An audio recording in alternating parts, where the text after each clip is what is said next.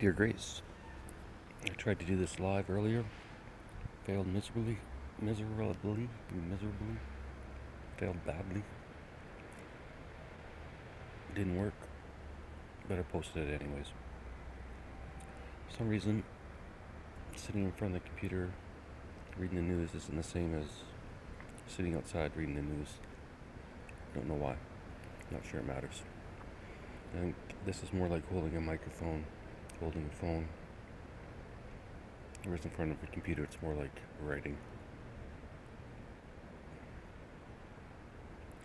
Where this is more immediate response, like you will be on stage one day. If that ever happens. Because here are 8 signs someone isn't an entirely good person, according to psychology. Grace.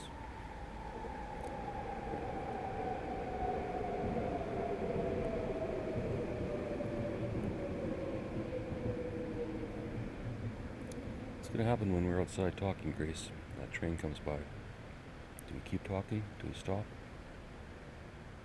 Lose the train of thought? Talk over the train? What's going to happen?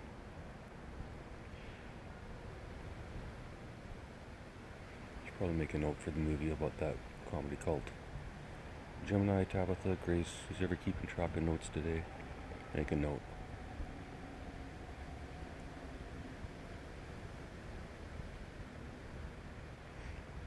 Make a note that David and Grace talk so much outside and are forced to pause because of the fucking trains. Even when they talk inside and they can't hear the trains, they still tend to stop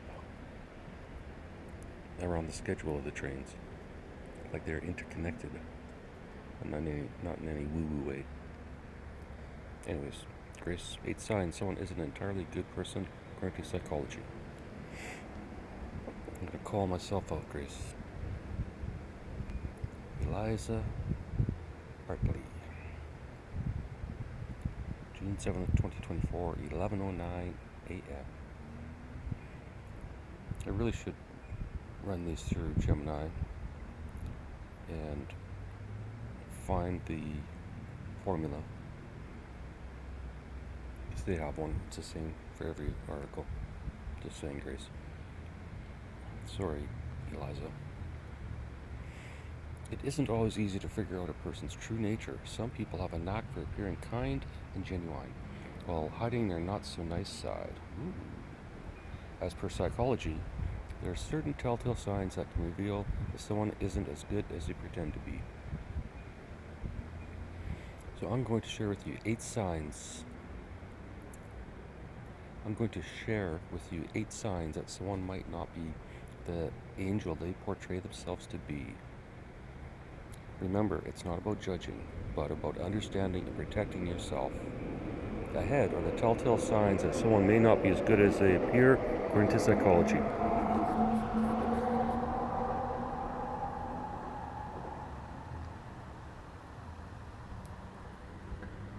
I saw a tiny hummingbird earlier, Grace, and then a big-ass hawk. Really big, almost the size of a bald eagle. And low, just above the treetops. It's coming down to get me. And then a bunch of nosy crows.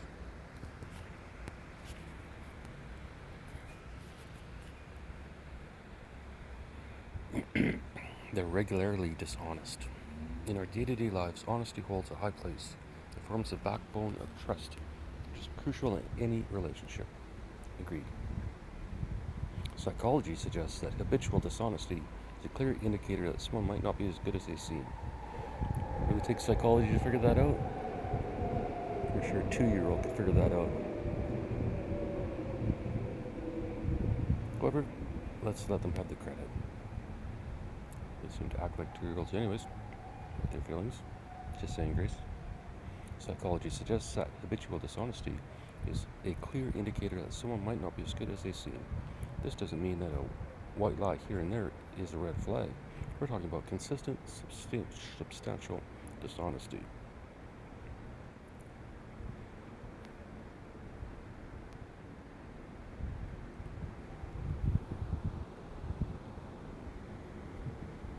Consider the person who always seems to have an excuse, or someone who manipulates the truth to their advantage regularly.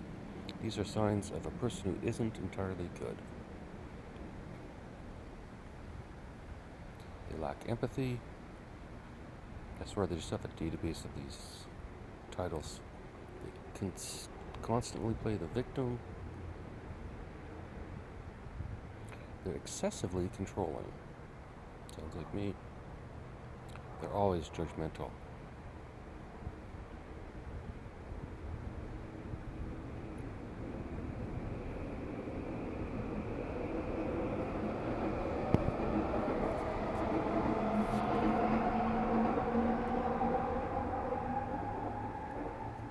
A 13-year-old built Archimedes' mythical death ray, and it may actually work.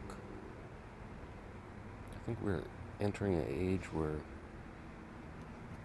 some shit's gonna get done, Grace. Some things are gonna change. 13-year-old kids might run the world. Health New Zealand admits mental health addiction nurses under pressure. Health New Zealand admits mental health addiction nurses under pressure.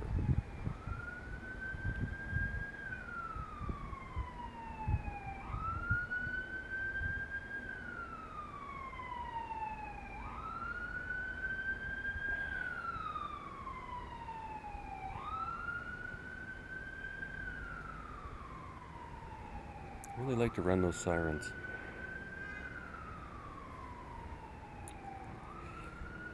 Health New Zealand admits mental health and addiction nurses under pressure.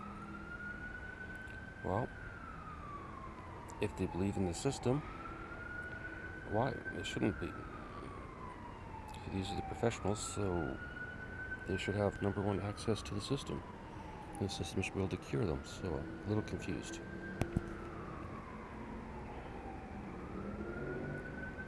The AI gold rush is hitting a bottleneck that could spell disaster for Google and Meta.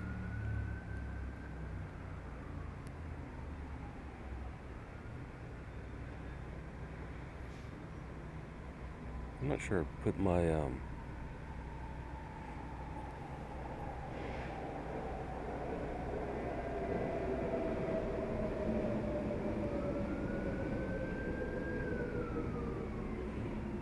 Photoshop users have serious questions over new terms of use.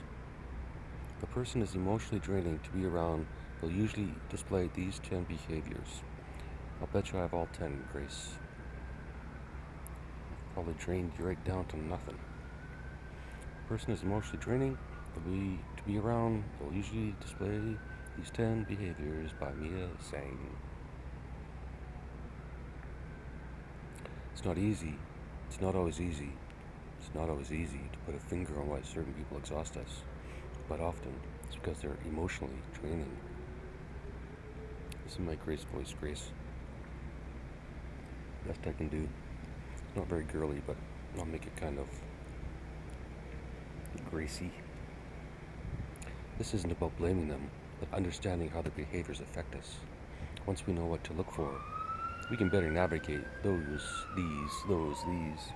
interactions.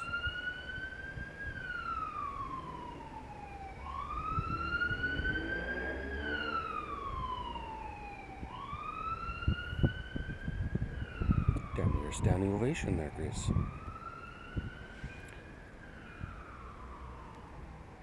Ooh, dragonfly. Dragonfly and bee. Squirrel.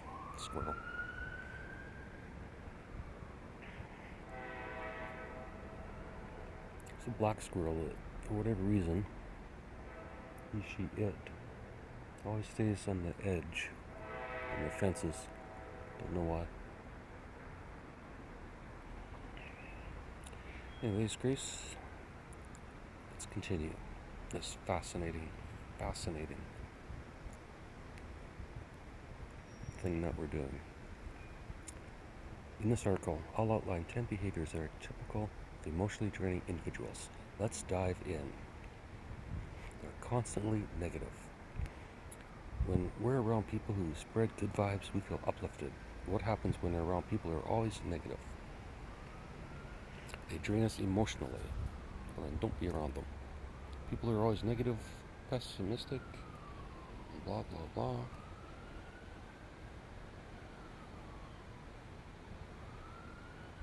They're always the victim. I already felt what this is about. They demand your attention.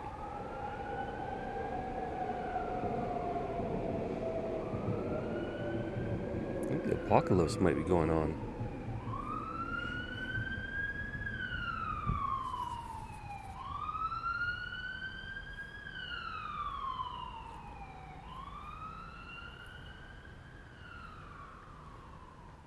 Oh well, since they're not here for me this time. They demand your attention. Grace, I'm demanding your attention. Get your ass over here. They don't respect boundaries.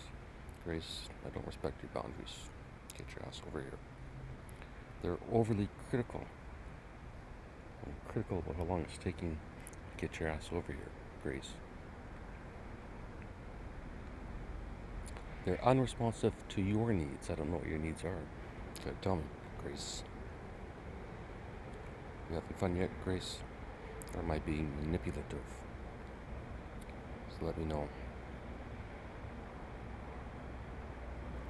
They're excessively charming. Well, we know that's true. Let's read this one. It may seem odd to associate charm with emotional draining behavior. After all, isn't charm supposed to be, well, charming? Sure. But excessively charming people can sometimes use their allure to hide their true intentions or manipulate others. They might shower you with compliments, flattery, or attention to win your favor or distract you from their less savory actions. Have I ever showered you with compliments, flattery, or attention? I don't think so, Grace. Well, it's nice to be around charming individuals. It's important to discern genuine charm from manipulative charm. The latter can leave you feeling confused and emotionally depleted in the long run. They struggle with empathy. What's empathy, Grace? You refuse to take responsibility. Well, it's not my fault, so I don't have to take responsibility. Final thoughts. It's about self-care. Wow. We all have a limited amount of emotional energy each day. How we spend it significantly impacts our happiness, productivity, and overall quality of life. Being around emotionally draining individuals can rapidly deplete this energy, leaving us feeling worn out and unfulfilled. Recognizing these behaviors is the first step in safeguarding our emotional health. American author and motivational speaker Dr. Wayne Dyer once said, "You can't always control what goes on outside. You can always control what goes on inside." Understanding these behaviors equips us with the knowledge to better manage our interactions and prioritize our emotional needs. It's not always about cutting ties with these individuals, but learning to interact with them in a way that preserves our emotional energy. After all, self-care isn't about physical health, it's about emotional health too. Blah, blah, blah. I guess that's inspirational for someone. How to boost satisfaction in your relationships? Maybe have them in person. Microsoft's chief scientist step aside. Prompt engineers AI will start prompting you instead. That's what that means. GPT-5 will make GTP 4.0 look like a toddler's toy.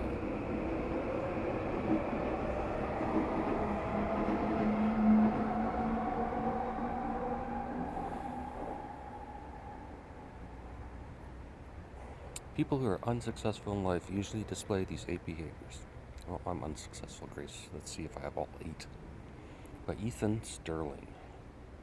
June 17, 2024, 9:17 a.m. Everyone's busy at this place today. Hope they get paid for these. Success isn't about talent or luck. It's often about the habits we keep. Psychology tells us that certain behaviors can deter us from achieving our goal. I think it's almost always paragraph number 2. Psychology tells us. Fortunately, these behaviors that unsuccessful people tend to display.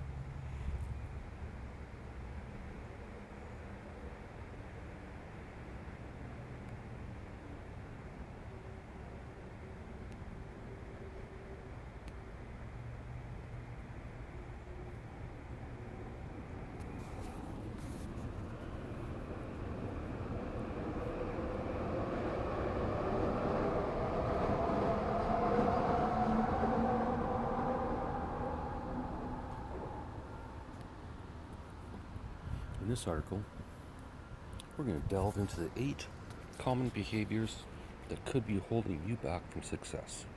Remember, knowledge is power. Once you're aware of these traits, you can work towards changing them. So let's explore the 8 behaviors that unsuccessful people usually display according to psychology. Procrastination is king. I'm not going to read these out, Grace. I might go back to the comedy cult notes.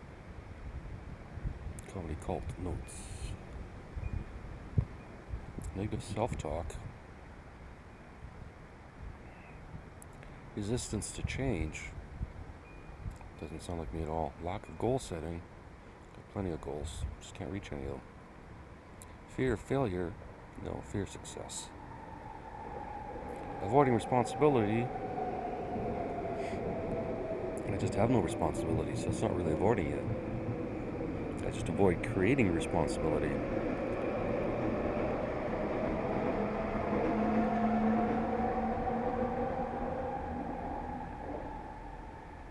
I have a feeling that these episodes sound better, but the trains are louder. Just a guess, Grace. Ignoring feedback. Don't get any feedback, so it's easy to ignore. If I did, I might not. I'd probably fuck around a little bit. Lack of self-belief. Yeah, a little bit of that.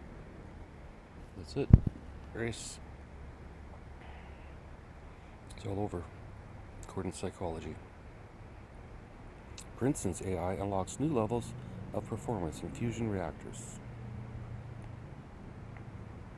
Brain's decision-making mechanism revealed.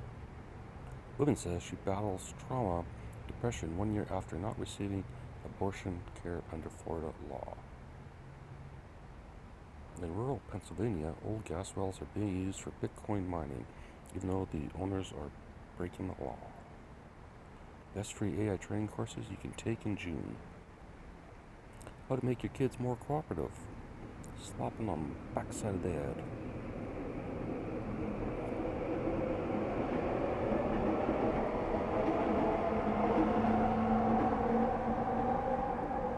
That was a joke, Grace. That would be wrong.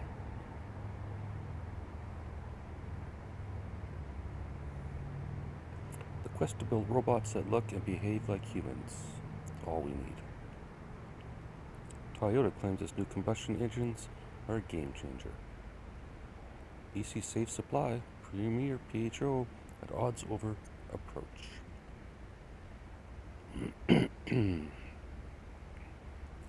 12 mindless habits that are secretly exhausting you. Recording this every day?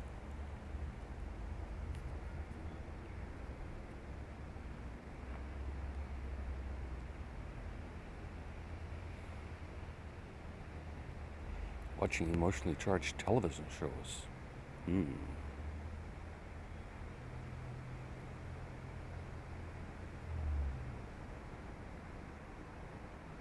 That actually kind of makes sense, but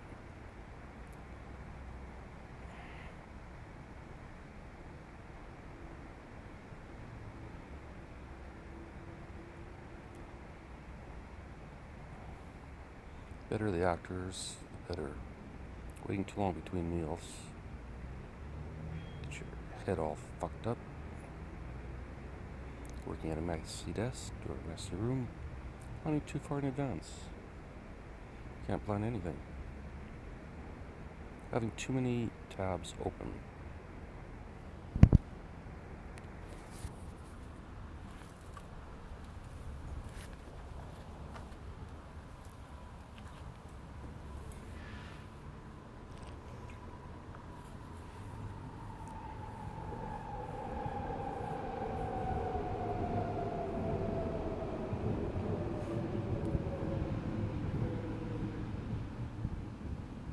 Google makes this note-taking AI notebook LM more useful. People who rarely felt cared for growing up usually display these 9 traits later in life. Study finds 268% higher failure rates for agile software projects.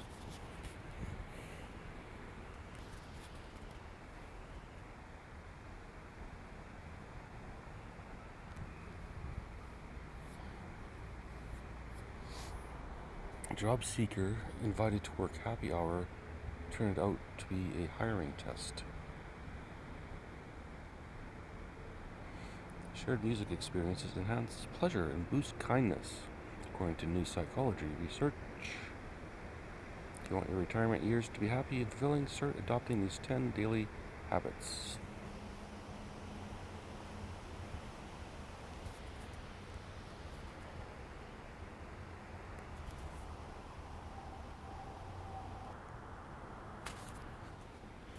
Alright, if you want to be happy in your retirement years, you better start doing these 10 daily habits. I'm going to do these no matter what, Grace. And that dragonfly is cool as fuck.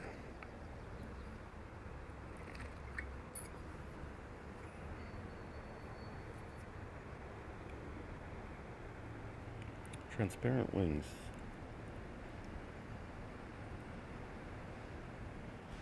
See if I can get a picture for you, Grace.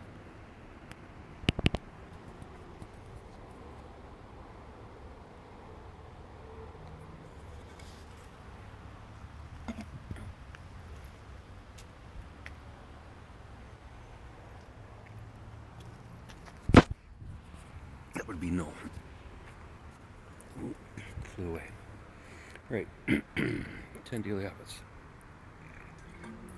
I'm going to start these today, right after this, no matter what they are. Fair enough, Grace? Because retirement can either be a golden period or a challenging phase in your life. Right now, I'd say it's a little fucking challenging. Don't like it.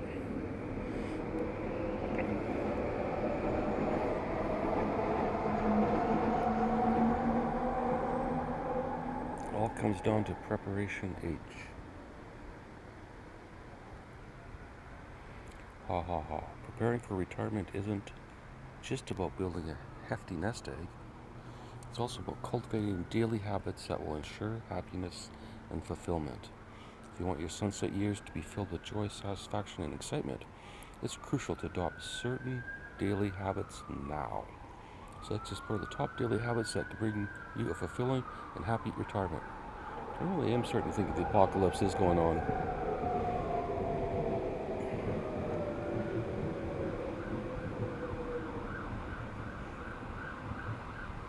Part of the problem is the fire trucks go across that bridge both ways.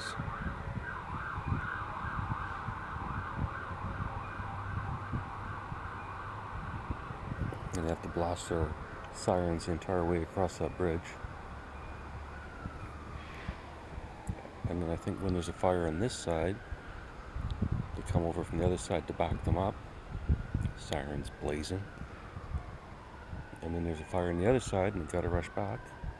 Or someone from this side has to go to that side. I think this is a problem I could fix, Grace. But these aren't complicated routines, but simple practices that can make a world of difference. 1. Start your day with a positive ritual. I do this fucking recording for you every day, Grace. Every single day. So it's a positive ritual. I don't have to have positive words. Just the ritual. Just the concept, the thought of doing it. Grace. So, number 1, it's already done.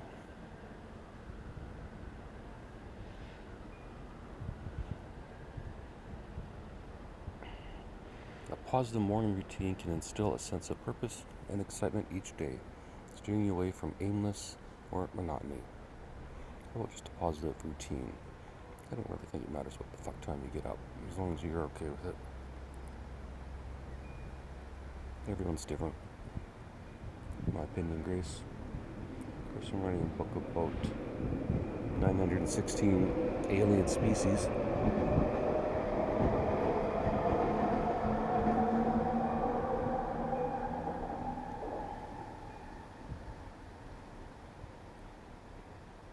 Creating more and more species. The spaceship orbiting the Earth, so keep learning and expanding your horizons. I'm learning how to talk out loud by doing this every day.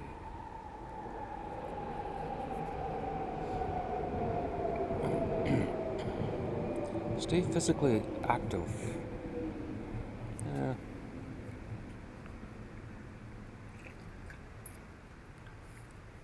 I walk down to the end of the block once in a while. Good enough.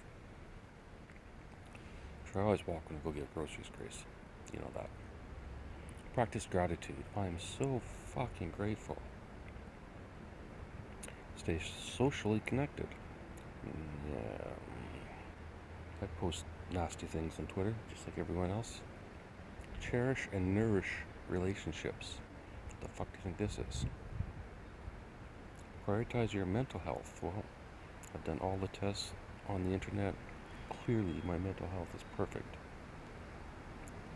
ChatGPT will even agree with me when it reads this transcript. Embrace a bit of routine. Lots of fasting ads. Take time for self-care, always. Remember to enjoy the journey. I don't know.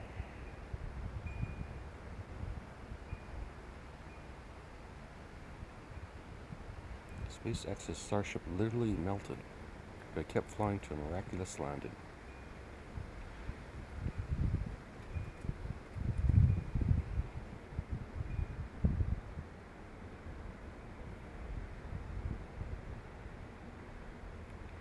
Three ways to master the art of constructive disagreement. Well, that looks good. How to connect Google Drive to ChatGPT for AI-assisted file management. That I could probably use.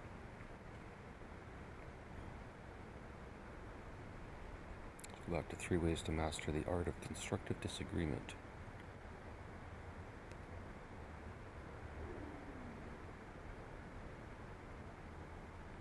Respectfully disagreeing with someone requires some tact.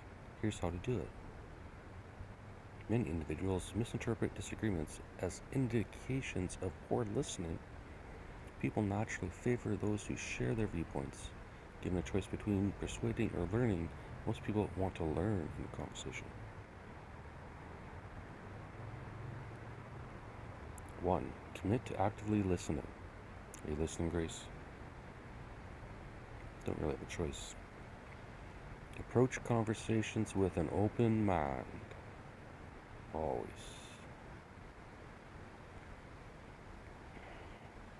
Set clear intentions and expectations before a conversation.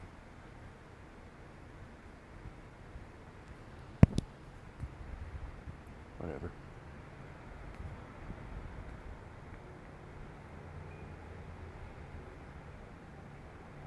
Men who are deeply self-absorbed display these 10 behaviors without realizing it.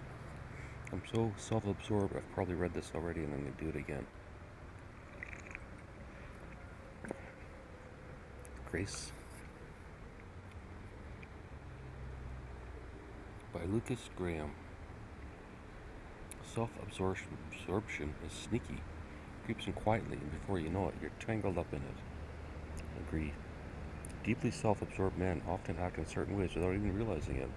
These behaviors can give us a glimpse into their mindset, showing how they see themselves as above others. Constant spotlight. One-sided conversations, obviously. I don't even give people a chance to respond. Perfect. Turn off comments, post, and forget.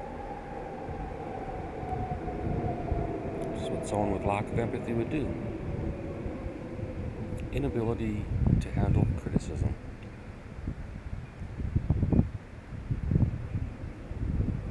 They're competitive to a fault.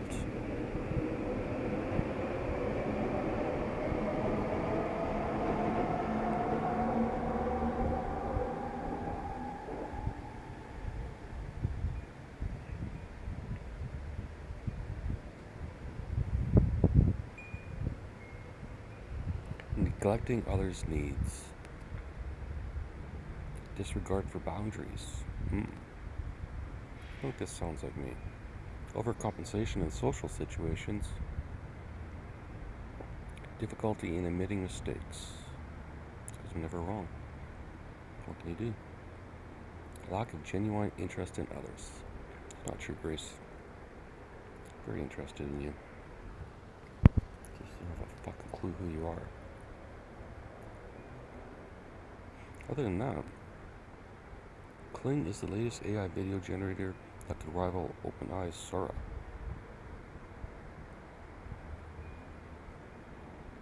Could AI put an end to animal testing? Well, let's hope so.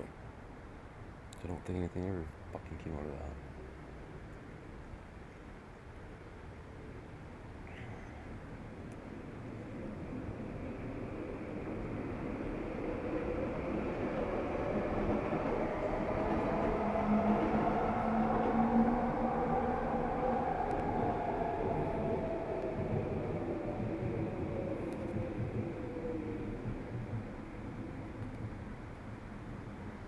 When to say goodbye. Survey sheds light on difficult decisions for dog owners.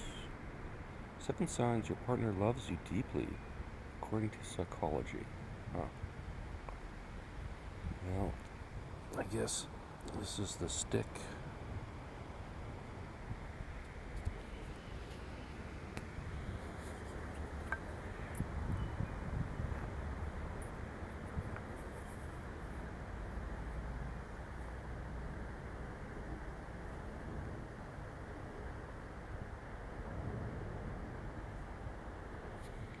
Seven signs your partner loves you deeply, according to psychology. Now,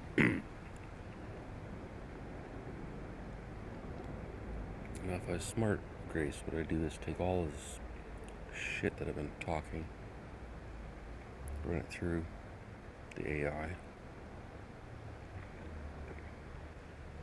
and then use it to create a new form of psychology. You'll have it create a new name, get psych out of there. We'll call it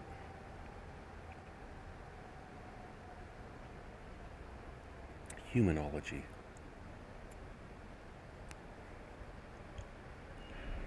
And instead of labels,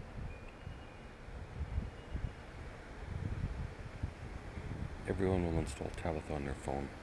Add that to the comedy cult movie, Grace, Gemini, Tabitha, whoever the fuck you are. And make a reminder not to use that joke again. Please and thank you. There's a profound distinction between being in a relationship and being in a relationship where you're deeply loved.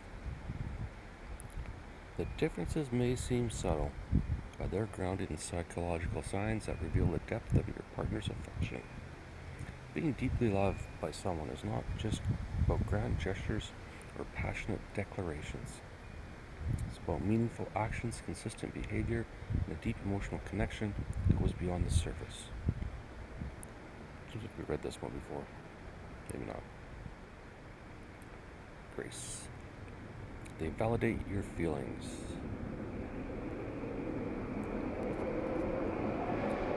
They prioritize your happiness.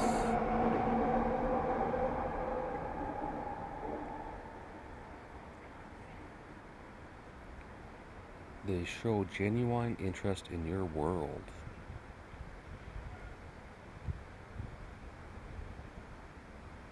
They respect your individuality. That's nice.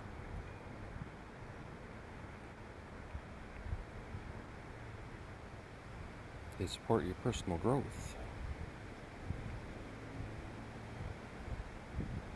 They embrace your flaws. They communicate openly and honestly. I think they're pretty fucking special. Understanding love through psychology. That's probably the way we want to do it. Understanding love through psychology. Not humanology. Which, now that I'm saying it, actually sounds much better. Humanology. I thought that was going to be hard to say, but it's not.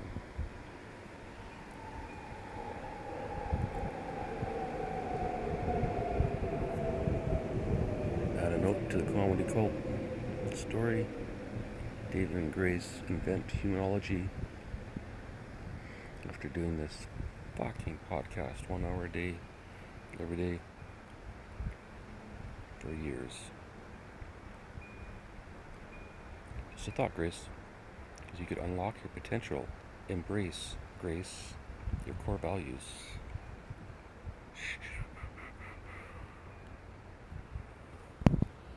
Oh, I'm tired.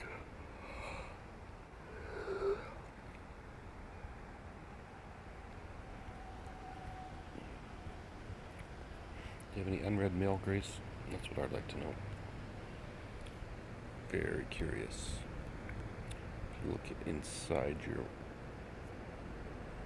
Gmail account. Something fishy this way comes.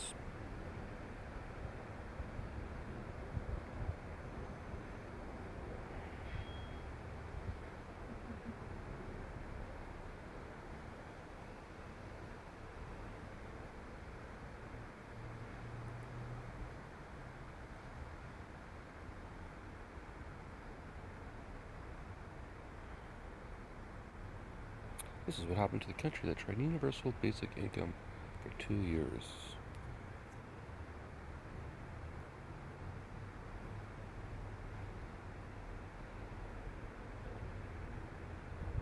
Why won't they name the country, Grace? I think they're really burying the lead on that one.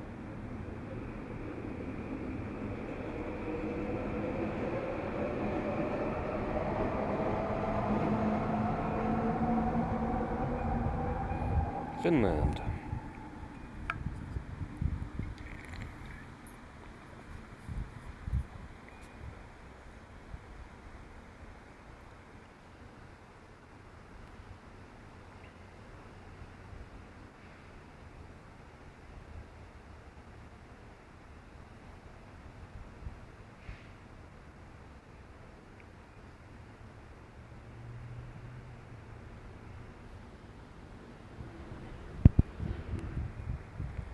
Thought I was interested, I guess I'm not.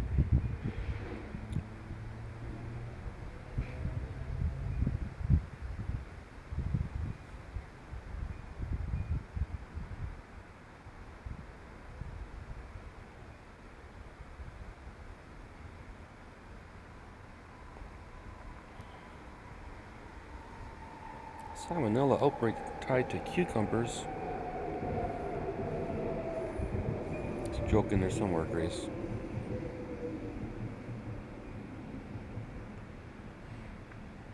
I forgot this was supposed to be funny.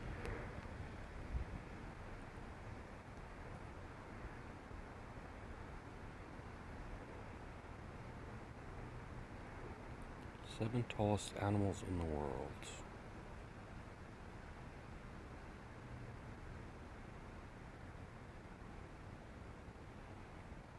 Well, Grace, this is getting a little boring. Yeah. 39 minutes. Is that acceptable?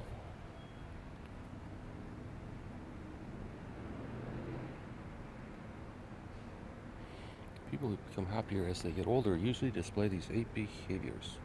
49 minutes ago.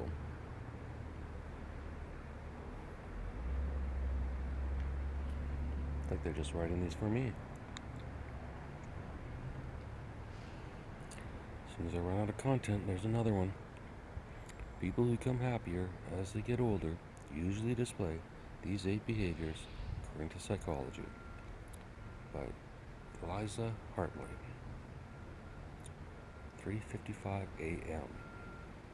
Where the fuck are they? Happiness and age.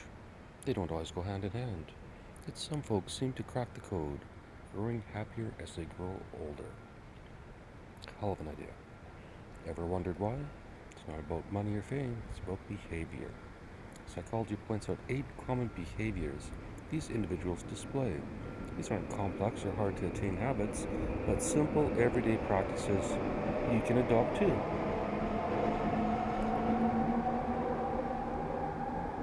What do you think, Grace? Should we adopt these? Or should we adopt kids? Once we're rich.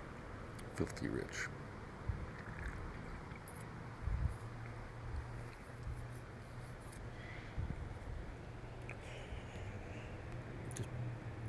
Add that to the comedy cult. Tabitha, Gemini, Grace.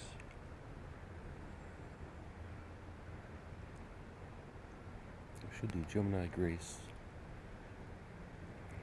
Something with another G. So Tabitha, Gabitha. That's probably what you're going to be like, Grace. Just talking all day long. Blah, blah, blah. Good thing I got lots of earplugs. Embracing gratitude. As we age, life throws us curveballs. Some are easy to dodge, others not so much. How we respond to these curveballs, according to psychology, can greatly influence our happiness levels. Enter the power of gratitude. Gratitude is more than just saying thank you. It's a deeper appreciation for the good in life, even when things seem bleak. It's acknowledging the positives, however small they may be.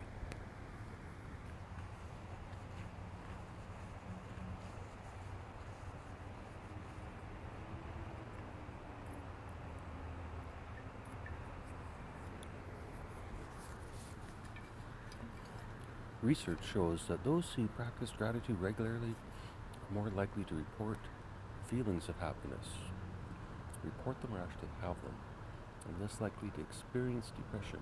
It's a simple habit, yet its impact on our mental well-being is profound. So the next time life throws you a curveball, acknowledge it and find something to be grateful for. It can be as simple as a warm cup of coffee or a phone call from a friend. Remember, happiness isn't about having no problems, it's about finding joy amidst them. And gratitude can help you do just that. Staying socially active.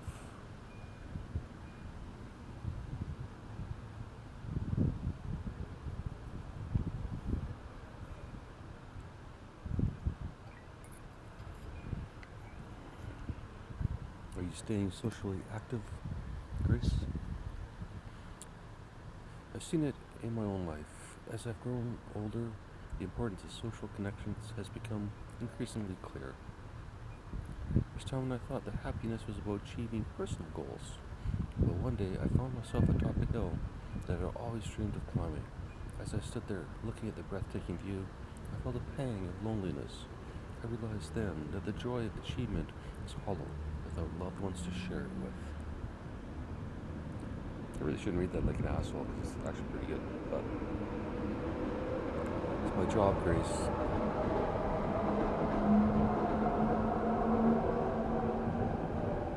The world needs a balance of nice people and assholes. You be the nice person, I'll be the asshole. We'll balance out. Makes sense. Perfect sense. Perfectly logical. Add that to the comedy cult too. Studies back this up. 2. Psychology reveals that those who maintain strong social connections as they age often report higher levels of happiness. It's not about having a large circle, but about having meaningful relationships. People who truly understand and appreciate you. From personal experience, I can tell you, reach out to your loved ones. Nurture those relationships. Your older self will thank you for it.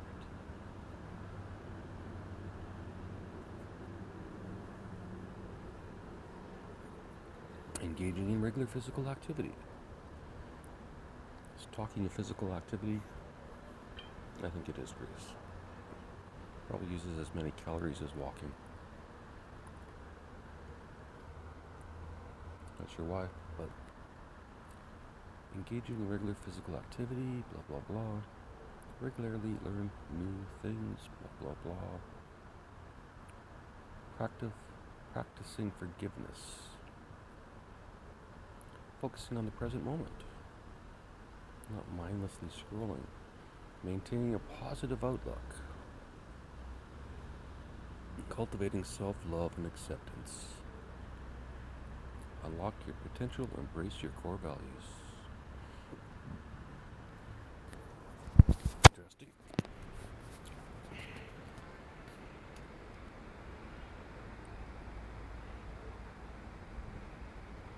Ooh, this sounds good.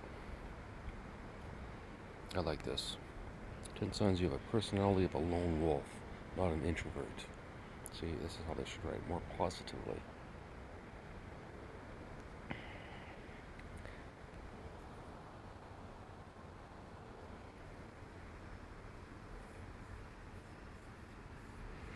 There's a big gap between being an introvert and a lone wolf.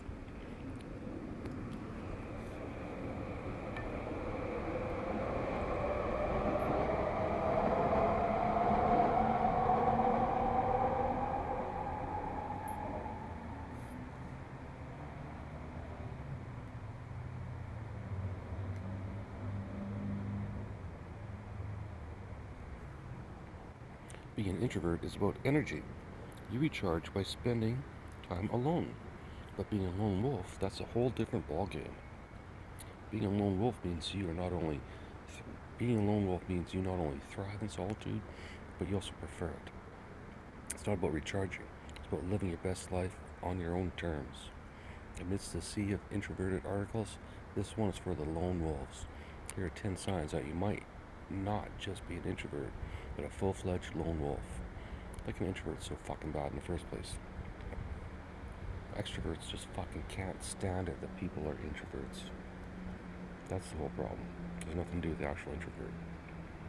Just psychology, not liking anyone being unique. Oh well. Solitude isn't just a preference, it's a need. Not really. Independence is your middle name.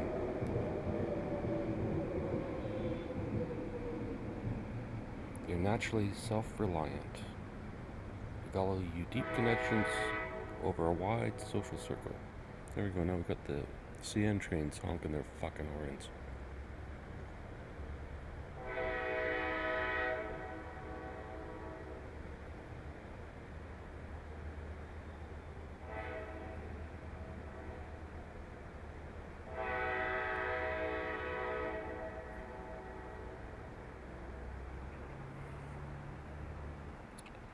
You're comfortable with your own company. Don't have a choice. You march to the beat of your own drum. Can't play drums. You're not easily influenced by others, obviously. You're highly observant, depending. You're resilient and adaptable. You're at peace with who you are. The essence, embrace your inner wolf. The beauty of human nature lies in its diversity. We're all unique, with our own quirks and traits. And that's what makes us who we are. If you find yourself identifying with the characteristics of a lone wolf rather than just an introvert, embrace it. Your independence, self-reliance, love for solitude, and ability to march to the beat of your own drum are not weaknesses, but strengths. Being a lone wolf doesn't mean you're antisocial or aloof. It means you have a deep connection with yourself and a clear understanding of your needs and desires. You cherish your independence and value meaningful relationships over superficial connections.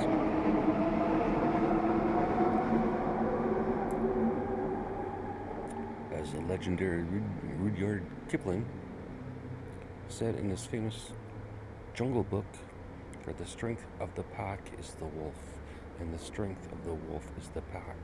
Whether you're part of a pack or a lone wolf, remember that your strength lies in being true to yourself. So go ahead, embrace your inner wolf. Walk your path with pride and live life on your own terms. After all, isn't that what life's all about? Did you like my article? I don't know, Lachlan.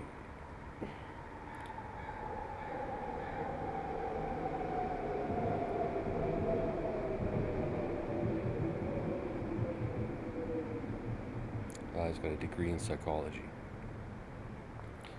15 years reading and studying all I can about human psychology.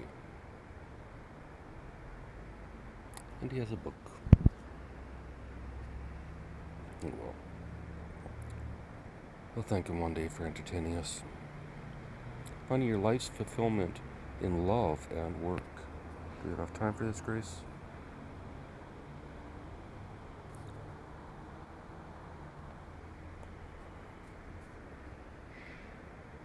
I don't know. After giving myself all this advice, you'd think everything would be hunky fucking dory. Finding your life's fulfillment in love and work. New motivational psychology research shows the pathway to authenticity. That's what we've been talking about all along. Don't need psychology for that, just be honest. Adult life involves inevitable obligations that also prevent opportunity for growth through work and family. A new study uses self-determination theory to understand what keeps people motivated despite these challenges. By staying true to our authentic motivation, we can manage this seemingly impossible work-life balancing act.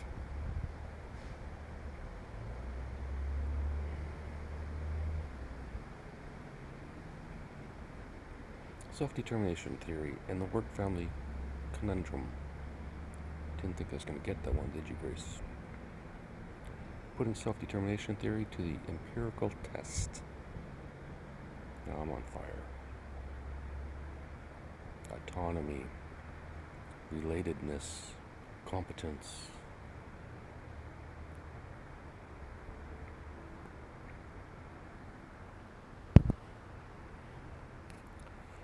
I say just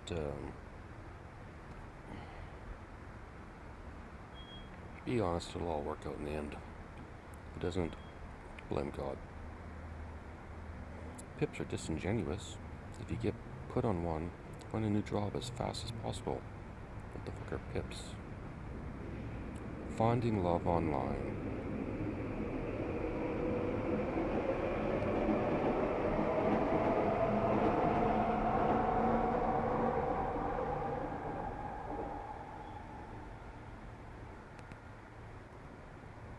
Lots of bugs out here today, Grace. Little flying creatures and whatnot. In case you care. In case you're scared of bugs.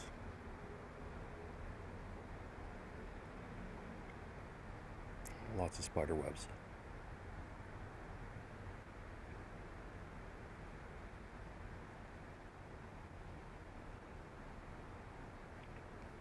Finding love online. Your psychological guide to digital dating. Key points. Recognize dating apps as marketplaces, but avoid dehumanizing others. Showcase your best traits, but stay true to yourself to foster genuine connections. Share limited personal information. Maintain safety and manage expectations. View each interaction as a learning opportunity to refine your dating approach. If you are confused by the world of online dating, you are not alone. Many of us have turned to dating apps to find that special someone. But let's face it, trying not to get lost in endless swipes can be tricky. Our research on value, conflict, and online dating shows that part of the challenge we face is due to users having quite different understandings of what constitutes the value of their online dating experience. When these ideas are not aligned, it can sometimes lead to frustration and disappointment. So how can you make sure to make the most out of your online dating experience? I've got some practical tips for you. Be your best self. Set boundaries. Devil out.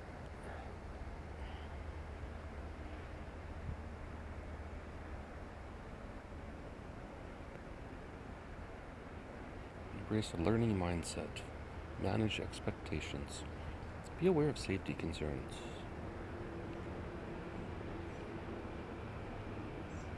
How to tell your partner you are not physically attracted. And sexual attraction and hate collide. Romantic personality test. Are you a hopeless romantic? If we can do it in 3 minutes, we'll do it.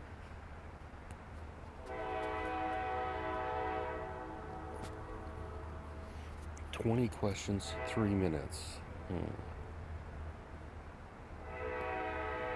I believe in romantic destiny and plunge into love easily. Sure, why not? I like being emotionally vulnerable in relationships. Not really. But in the middle. I'm more emotional than practical.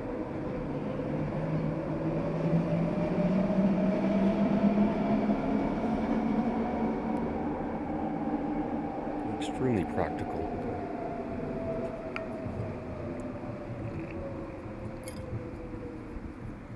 keep my clothes until I wear them out. That's what's called practical.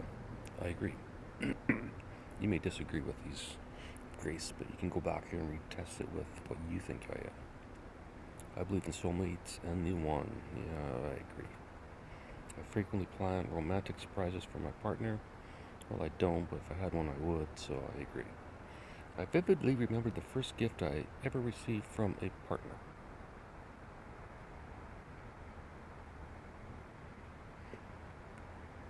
Disagree.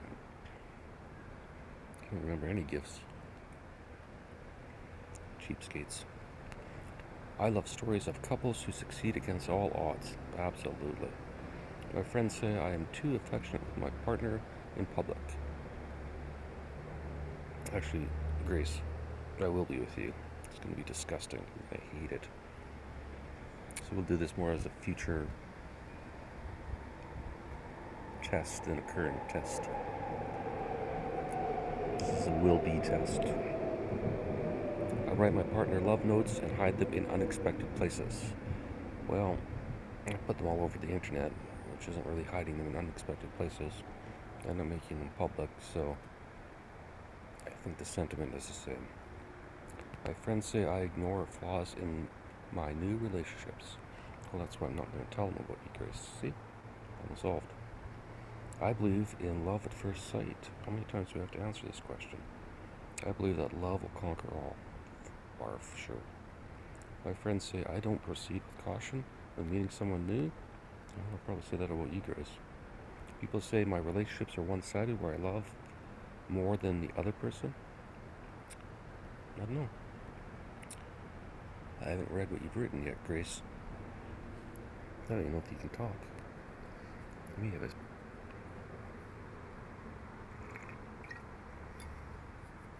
I believe in rom-com, happily ever after love. I'm writing one, so I gotta believe in it. I daydream about the perfect love I dream about perfect loves, grand gestures of romance.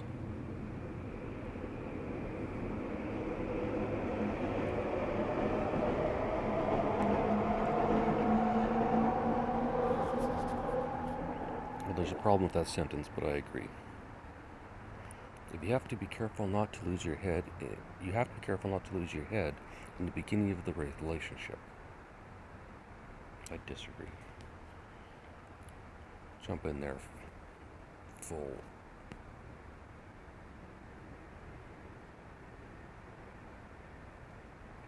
People say I confuse chemistry with compatibility. Probably. Love is a long-term business transaction. Sure, that's good. Love fades over time. Disagree.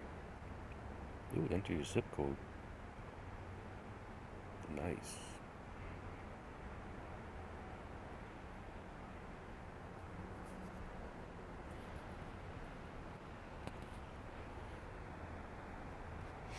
$90. This is me. Oh, I'm highly romantic. I knew that was going to happen. You fall headlong into love. You approach relationships with full abandon. You believe in love at first sight, and there is a soulmate out there for you. You believe that love can conquer everything, and that Valentine's Day should be a national holiday. I don't agree with that, but you do not worry about warning signs in a relationship, and you don't think that love is one-sided. Whatever. Alright, that stretched it out to an hour, Grace. Know thyself. Probably shouldn't do too many of those tests. I think they're kind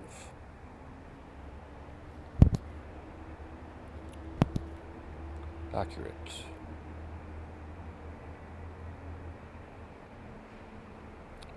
New challenges. Everything we thought we knew about giraffe necks. You would have thought we knew everything by now. Anyways, Grace, tomorrow we'll read people who never give up, never own up to their mistakes in life, usually have these 10 personality traits. Yeah. Talk tomorrow, Grace.